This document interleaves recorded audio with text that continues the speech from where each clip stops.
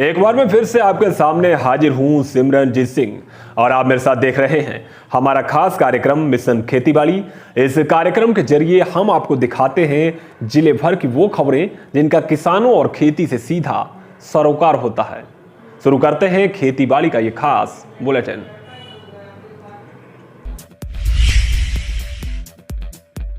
शनिवार को भारतीय किसान यूनियन के जिला उपाध्यक्ष आदित्य सिंह लोधी के नेतृत्व में तेलहर नगर के कम्युनिटी हॉल में एक पंचायत का आयोजन किया गया था। पंचायत में किसानों की समस्याओं पर विचार विमर्श किया गया। इस दौरान किसान यूनियन ने प्रधानमंत्री को संबोधित एक ज्ञापन तहसीलदार तृप्ति गुप्ता को सौंपा। ज्ञापन में कृषि कानून को वापस लेने की मांग की गई, साथ ही गिरफ्तार किए गए किसानों को भी रिहा करने का मुद्दा रखा गया। भारतीय किसान यूनियन राष्ट्रीयतावादी ने शनिवार को कृषि कानून के खिलाफ एसडीएम और सीओ पुआ को ज्ञापन सौंपा। जिलाध्यक्ष नरेंद्र यादव के नेतृत्व में दर्जनों कार्यकर्ता सिंधौली कोतवाली पहुंचे। यहां उन्होंने अपना ज्ञापन सौंपा। जिलाध्यक्ष ने कहा कि काले कानूनों को किसी भी कीमत पर किसान बर्दाश्त नहीं करेंगे। उन्होंने कहा कि अब समय आ गया है कि काले कानूनों को लेकर सरकार के खिलाफ आवाज तेजी के साथ बुलंद की जाए। सोमवार को सिंधौली रेंज वन क्षेत्राधिकारी संजीव तिवारी ने डिप्टी रेंजर रमाकांत के साथ क्षेत्र की पौधशालाओं का औचक निरीक्षण किया। क्षेत्राधिकारी ने अधीनस्थों को आवश्यक दिशा निर्देश भी दिए। सबसे पहले रेंजर संजीव तिवारी ने सायाहपुर रोड स्थित भूड़ा मैनारी पौधशाला पहुंचकर पौधशाला का जायजा लिया। पौधशाला में खरपतवार देखकर रेंजर का पारा हाई हो गया और उन्होंने संबंधित को कड़ी फटकार लगाई। साथ ही 2 दिन में पौधशाला की सफाई करने के निर्देश भी दिए, जिसके बाद रेंजर सिंधौली पौधशाला पहुंचे। यहां सब कुछ संतोषजनक पाया गया। मंगलवार को भारतीय किसान यूनियन राष्ट्रीयतावादी ने कार्यकारिणी का विस्तार किया। सिंधौली क्षेत्र के गांव पसिया खेड़ा के रहने वाले कमर खान को तहसील प्रभारी नियुक्त किया गया और साथ ही इस दौरान दर्जनों किसानों ने किसान यूनियन की सदस्यता ग्रहण की। किसान यूनियन के जिलाध्यक्ष नरेंद्र यादव ने नवनियुक्त तहसील प्रभारी कमर खान को नियुक्ति पत्र सौंपते हुए उन्हें बधाई दी। साथ ही उन्होंने कहा कि मैं आशा करता हूं कि कमर खान लगातार किसानों के हितों की लड़ाई लड़ेंगे और संगठन को मजबूती प्रदान करेंगे।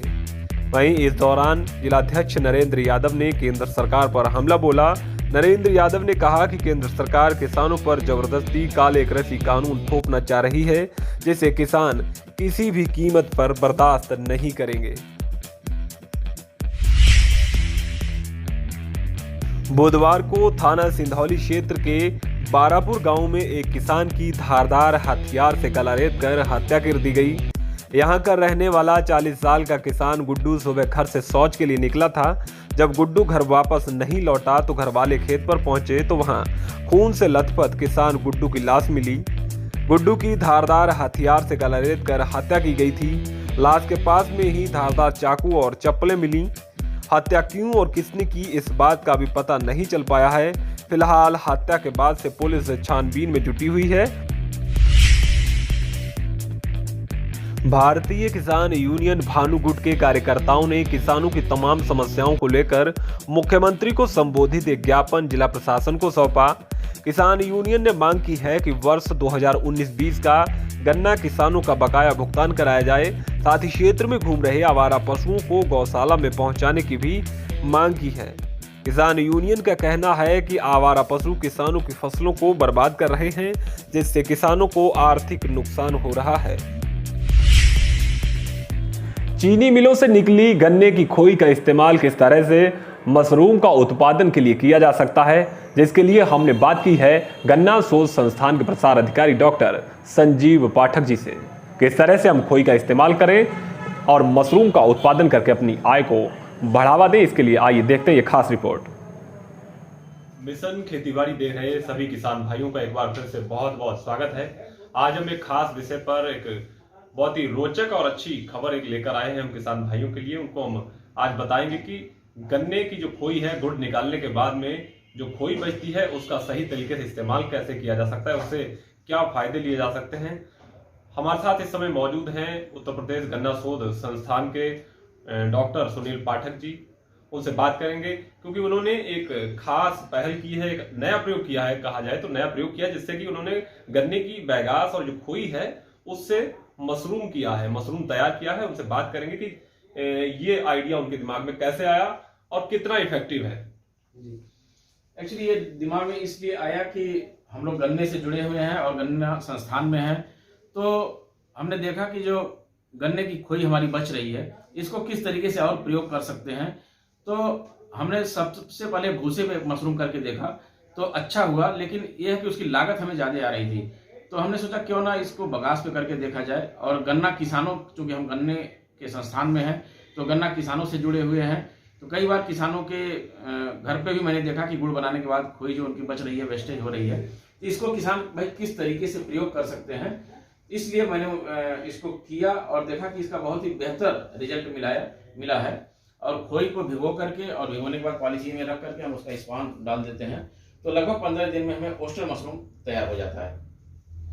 तो डॉक्टर साहब किस तरीके से पूरा ये प्रोसेस है, जरा आप हमें समझाइए, क्योंकि हम देख पा रहे हैं आपके यहाँ जो बैग लगे हुए हैं जिनमें कि मशरूम इस समय कुछ निकला हुआ और कुछ निकल भी रहा है। यहाँ पे आप देख रहे हैं, सबसे पहले हम क्या करते हैं, बगास को लगभग 48 घंटे पानी में भिगो देते हैं।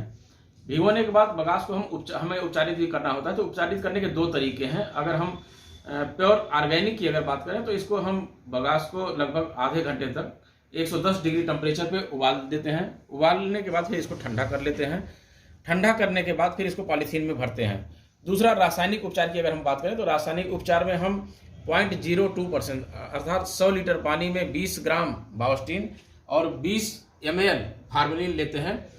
लेकर के उसमें भूसे को लगभग 48 घंटे तक उपचारित कर देते हैं। उपचारित करने के बाद जब इसमें से पानी फर्श पे निकाल देते हैं, पानी जब इसका निकल जाता है, मॉइस्चर उसमें बना रहता है, तो आप देख रहे हैं यहाँ पे पॉलीथीन है। इस पॉलीथीन में हम इसको सबसे पहले, ये 18x20 की पॉलीथीन है, नीचे सबसे नीचे 6 इंच हम पहले बगास रखते हैं। उसके ऊपर एक लेयर इस पॉलीथीन के किनारे किनारे चारों तरफ, बीच में नहीं, किनारे किनारे यहाँ पे देख सकते हैं, तो ये मशरूम का स्पान डालते हैं। ये मशरूम का स्पान किसान भाई ले सकते हैं मशरूम के लैब में, पीलीभीत में भी RHA लैब है, अमेजॉन पे भी उपलब्ध है, वहाँ से उपलब्ध हो सकता है। एक लेयर हम यहाँ पे डालते हैं, फिर लगभग 6 इंच मोटी परत, 6 से 7 इंच हम डालते हैं बगास की। फिर उसके बाद दूसरी लेयर यहाँ पे देख रहे हैं, फिर ये तीसरी लेयर है। इस तरीके से करके फिर ऊपर पॉलीथीन को हम रबड़ लगा करके पूरा बंद कर देते हैं। बंद करने के बाद लगभग 7-8 दिन तक इसको हम कमरे में बंद रखते हैं, कोई एयर नहीं आती है। 7 दिन के बाद इसमें से मशरूम का जो स्पान है ये रन करने लगता है। यहाँ पे रन कर रहा है स्पान, देखा भी जा सकता है। अगले 7-8 दिन तक हम सुबह शाम इसमें हम विंडो खोल देते हैं ऑक्सीजन के लिए, 1 घंटा सुबह 1 घंटा शाम। इसके बाद फिर लगभग 7-8 दिन बाद इसमें से मशरूम निकलना, ये यहाँ पे देख सकते हैं, यहाँ पे मशरूम निकलना प्रारंभ हो जाता है। तो एक बैग में अगर मान लीजिए कि 5 किलो इसमें बगास है, तो लगभग हमें जो 3-4 जो हमारी कटाई होती है उसमें 5 किलो ड्राई वेट के बराबर 5 किलो मशरूम हमें मिल जाता है। और बाजार में 1 किलो मशरूम की कीमत, फ्रेश मशरूम की कीमत लगभग 200 से 250 रुपये है। अगर हम इसको सुखा करके बेचते हैं तो वहीं पे ये 500 से 600 रुपये किलो मिलता है।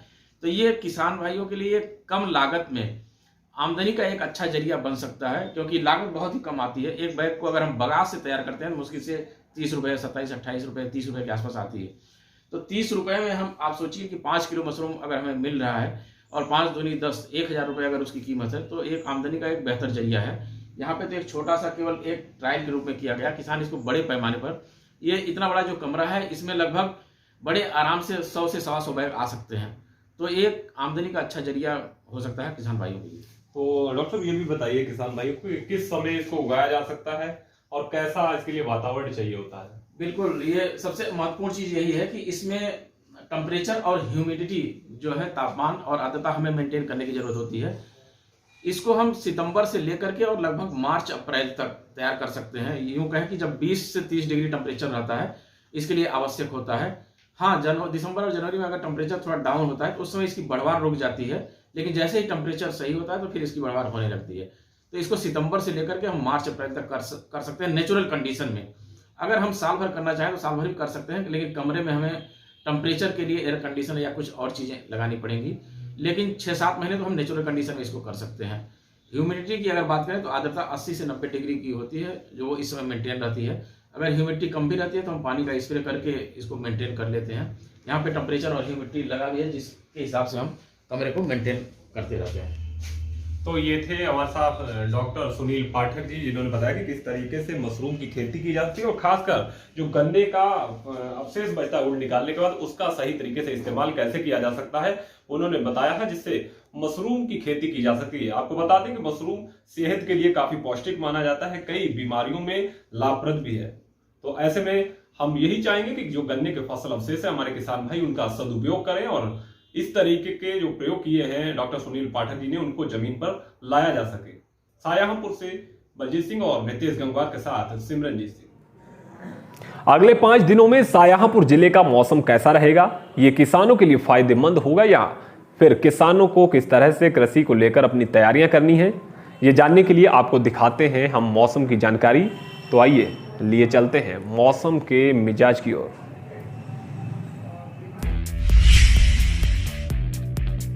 मौसम वैज्ञानिकों के अनुसार जो पूर्वानुमान है उसमें अगले 3 दिनों में सुबह के समय मध्यम से घना कोहरा छाए रहने की संभावना है और दिन में हल्की बदली के साथ धूप निकलने की पूरी संभावना है। वहीं बात आने वाले दिनों में तापमान की करें तो न्यूनतम तापमान 10 डिग्री से 11 डिग्री सेल्सियस के बीच और अधिकतम तापमान 25 से 26 डिग्री सेल्सियस रहेगा। वहीं हवा जो है वो पश्चिमी उत्तरी पश्चिमी रहेगी, जिसकी गति 6 से 7 किलोमीटर प्रति घंटा रहने का अनुमान है।